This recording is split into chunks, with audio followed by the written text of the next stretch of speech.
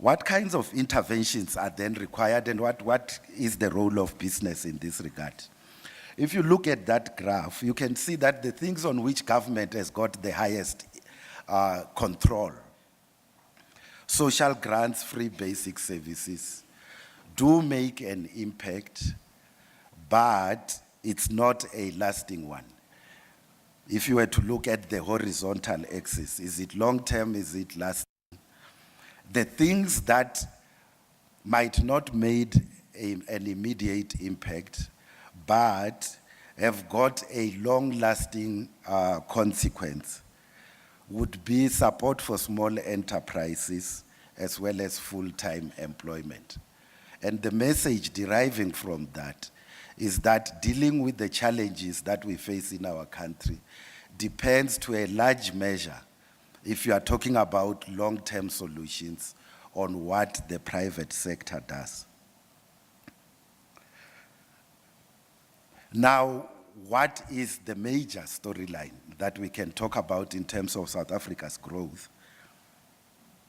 Without going into detail, there are major opportunities out there that we do hope the business community will take advantage of.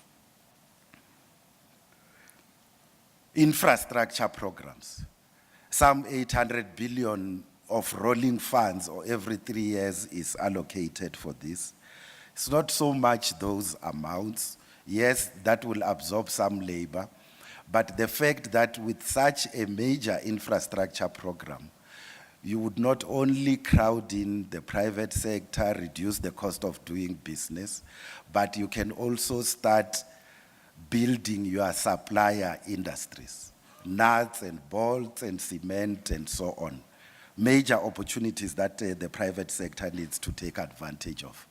If the issue about economies of scale and the fact that these programs might be temporal, might end at some stage, the reality is that many times over that 100 billion is being deployed in sub-Saharan Africa, and that will continue for some 30 to 50 years to come. And if we build these supplier industries, we would then be able to take advantage of opportunities beyond our borders. As you do that, the virtuous cycle of more people employed, burgeoning middle strata and so on, creates higher levels of demand.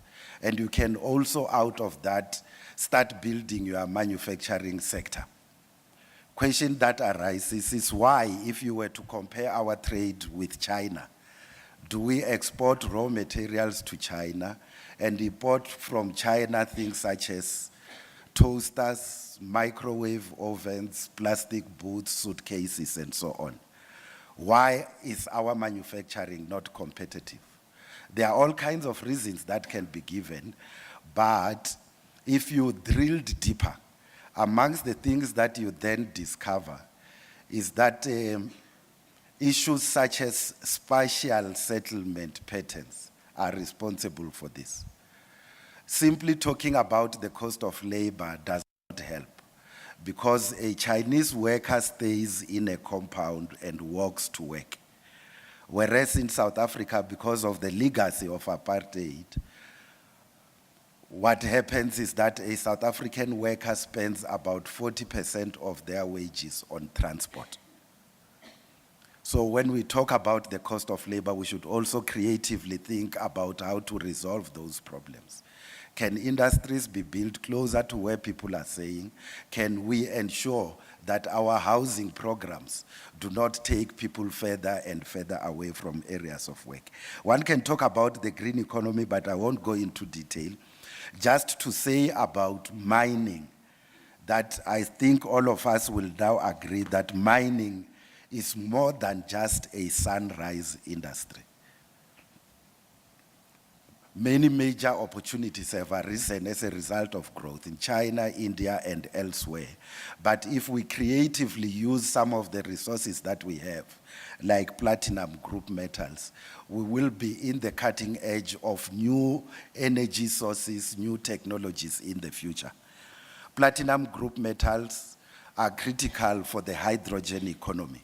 fuel cells, very strong batteries that can be used in cars that are better than electric cars. And for catalysts, for storage of the hydrogen, you need platinum. And the question is how we take advantage of that.